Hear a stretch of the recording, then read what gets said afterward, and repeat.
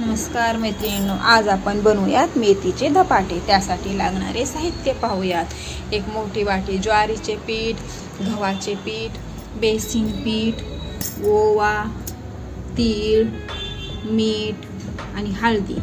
त्यासाठी भरपूर अशी आपण मेथी चिरून घेतलेली आहे, पोह्याची पाने, भरपूर कोथिंबिरी, जिरे, लसूण आणि मिरच्या। आता आपण हे सर्व साहित्य मिरच्या, लसूण, जिरे आणि मीठ हे मिक्सरमधून आपण बारीक असं वाटून घेऊयात। आता आपण पीठ तिंबण्यास तयारी करूया। ज्वारीचे पीठ, बेसन आणि गव्हाचे पीठ हे आपण सगळं एकत्र करूया।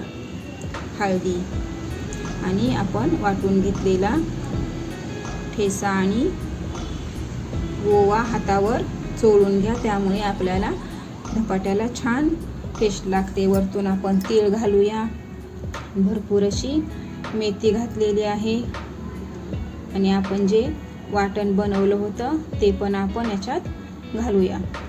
हिरव्या मिरची, लसूण आणि जिरेचं वाटण आपण इथे घातलेले आहे।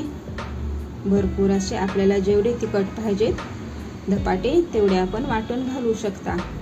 आता थोडं थोडं पाणी घालून आपण चांगलं असं पीठ मळून घेऊयात। घट्ट असं पिठाचा गोळा आपल्याला तयार करायचा आहे। आता आपण छान गोळा बनवला आहे, तर धपाट्याची तयारी करूया। इथे आपण सुती कापडावर पाणी घातलेलं आहे थोडंसं आणि धपाटे असे छान थापून घेऊयात। हे धपाटे खूप खमंग लागतात। छान असे पातळ धपाटे थापून घेऊयात, गोल असे।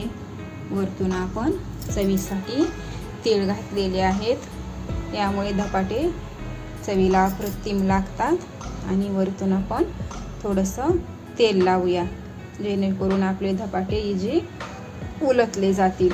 मस्त असं थोडंसं तेल लावून घेऊया आणि आपण आता तव्यावरती भाजूया, खमंग असं भाजून घेऊया।